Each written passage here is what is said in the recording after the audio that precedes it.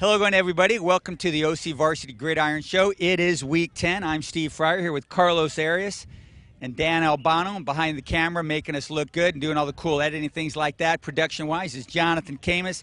Guys, here we are. It's the end of the regular season. We've got so many great games coming up. We've got league championships to settle, playoff berths to figure out, and all kinds of craziness going on. We got some really good games on the schedule. We're going to look at three of them really quickly right here. We've got on Thursday, we got Newport Harbor at Los Alamitos. Boy, Los Alamitos lost to Huntington Beach last week, 28-7. Kind of puts a crimp in their playoff plans. Newport Harbor's been playing great. How often do we see Newport Harbor playing its best at the end of the season, guys? You know, to me, it's pretty close to a toss-up game.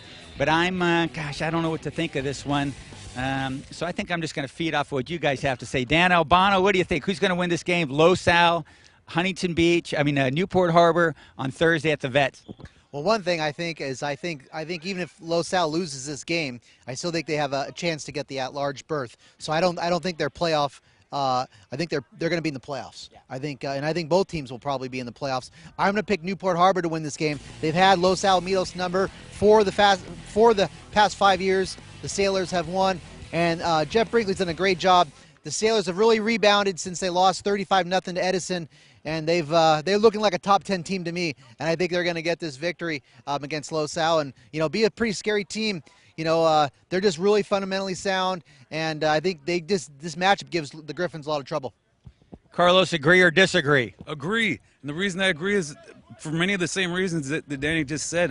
There's not too much to add there. I think they have the momentum. I think Los Al is once again backed into a corner, and they're in a lot of trouble. Now it's up to you to make a decision. I heard you weren't going to, go off of any of our thoughts, so go for it. No, I'm going. It's going to be 3 for 3. I like Harbor for the same reasons Dan has pointed out. Typical Jeff Brinkley team, huh, guys? I mean, very, very well coached, very fundamentally sound. Not saying that John Barnes can't coach the gosh darn game, but I really like the sort of momentum and sort of the direction things are going to. So I'm with you on Harbor on that one too. Okay, huge game in the Trinity League. 2 teams ranked in the state top 10. We got Bosco number 5 in the state, Santa Margarita number 7 in the state. They play at St. John Bosco on Friday. If you're going to that game, everybody get there early. It's going to be crazy. Margarita's 8-1 overall, 3-1 in the league. Bosco is 9-0 on the field. I think 5-4 because of some early forfeits, and they're 4-0 in league. They've beaten everybody so far. I'm going to go ahead and just tell you right now, I think Bosco wins this game. But Carlos, I like Bosco. I like that athleticism. You know what? I like Bosco. I like their athleticism, but for some reason, I think Santa Margarita is going to pull this out. They've been hit with adversity, with transfers, and here they are at 8-1, and they're definitely in the mix. Yeah. You got to give Santa Margarita a shot. I'm going with the Eagles. Right on. How about you, Danny? What do you think? I'm definitely tempted. I was tempted to pick Santa Margarita because they've done a great job overcoming, and dealing with the injury of Johnny Stanton. And their defense is stepping up huge. Con O'Brien is really putting some big hits on there in the secondary for Santa Margarita. But I think that this St. John Bosco team really impressed me. I saw them too, and they played a really clean football game against Mater Dei. Very limited turnovers, penalties. They got a great offensive line. They can run the ball. They have athletes. They have a quarterback that's, junior's already got a scholarship offer. They're really good, and I think that they're going to get this game. Even though Santa Margarita usually plays pretty well up there at Bosco, but I think Bosco's going to get the outright Trinity League title. All right, game of the week. Hey, game of the year even, guys. El Toro, Mission Viejo, number 1 in the county. Mission Viejo against number 2 in the county. El Toro, they're both undefeated in league. They're both undefeated, overall. To me, I still like Mission Viejo in this game, guys. El Toro just looks so good. I mean, they've taken on every challenge. They keep getting better. But I think Mission Viejo, I like that defensive side of things, offensive versatility.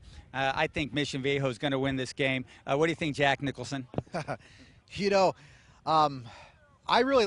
think Mission Viejo's got the better defense, and I usually side heavily toward defense. I think that's is so important. But the way the El Toro offense plays at such a high rate, and their tempo is so high, is what I'm trying to say. They wear down defenses, and I think as good as that front four is for Mission Viejo, I think they're going to eventually get worn down.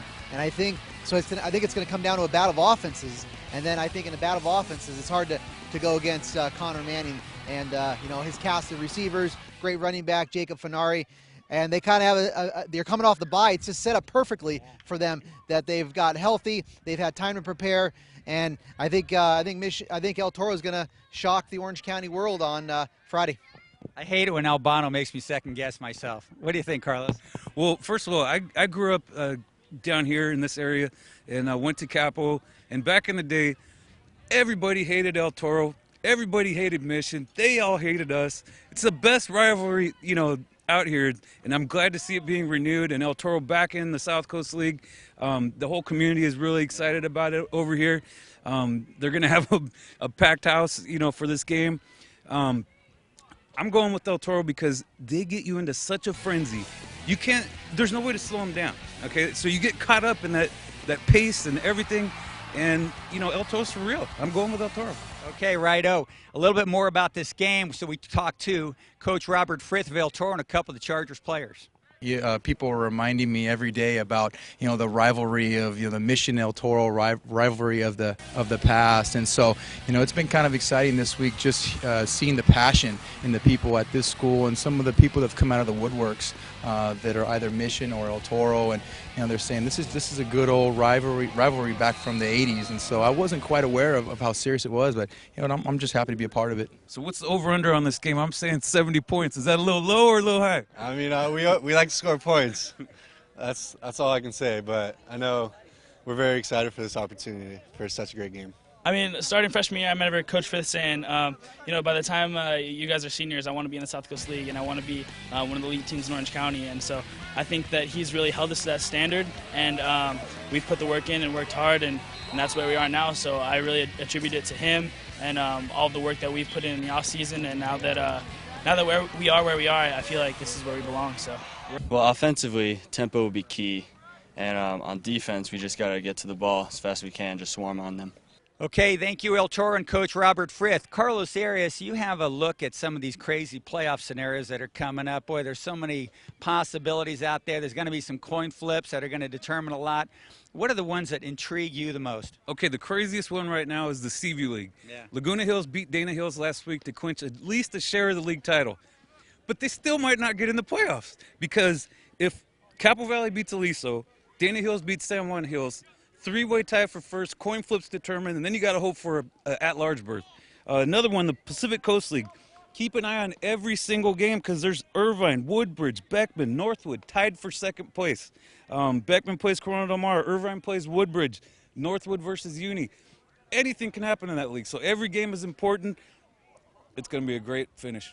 Well, it's going to be a great finish and a great week of football here at OCVarsity.com. We've got you covered.